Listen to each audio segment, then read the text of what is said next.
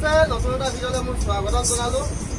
এতিয়া আমি গৈ আছোঁ লখিমপুৰ অভিমুখে আৰু আমাৰ গাড়ীখন এসপ্তাহত এদিন বহে বৃহস্পতিবাৰে, আজি শুকুৰবাৰ। কালি গুৱাহাটীত বহিলে গোটেই ৰাতিটো আৰু ৰাতি আমি গুৱাহাটীত থাকিলোঁ। আজি ৰাতিপুৱা মৰ্ণিং লাইন লৈ আহিছোঁ। আজিৰ পৰা লাইনটো আমাৰ উল্টা হ'ল। আগতে আমাৰ লখিমপুৰৰ পৰা দিনত আছিলে, এতিয়া গুৱাহাটীৰ পৰা দিনত হ'ল। আজিৰ পৰা আৰু এসপ্তাহলৈ গুৱাহাটীৰ পৰা দিনতে পাব আৰু লখিমপুৰৰ পৰা ৰাতি পাব। এতিয়া আমি আছোঁ ভোমাবৰী ব্ৰিজৰ ওপৰত তেজপুৰ। আৰু আপোনালোকে অকণমান ব্ৰিজখন কওকচোন। এই আগতে এখন প্ৰথম ব্ৰিজ আছিলে, এখন ছেকেণ্ড ব্ৰিজ, এখন নতুনকৈ বনাইছে। বেছি দিন হোৱা নাই, প্ৰায় দুবছৰমান হ'ল নেকি ন? দুবছৰমানে হ'ল। পাহৰিলোঁ ডেটটো মনত নাই, কেতিয়া মেনু কৰিছিলে।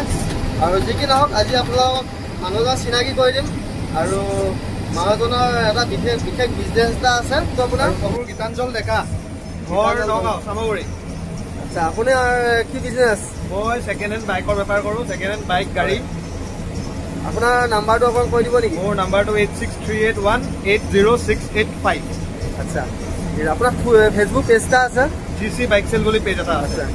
ঠিক আছে, নামটো আকৌ কৈ দিছোঁ, GC বাইক চেল। ঠিক আছে, thank U.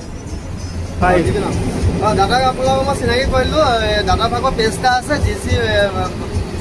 GC bike cell বুলি, আৰু সেই লিংকটো মই ভিডিঅ'ৰ ডিছক্ৰিপশ্যনত দি দিম আপোনালোকক।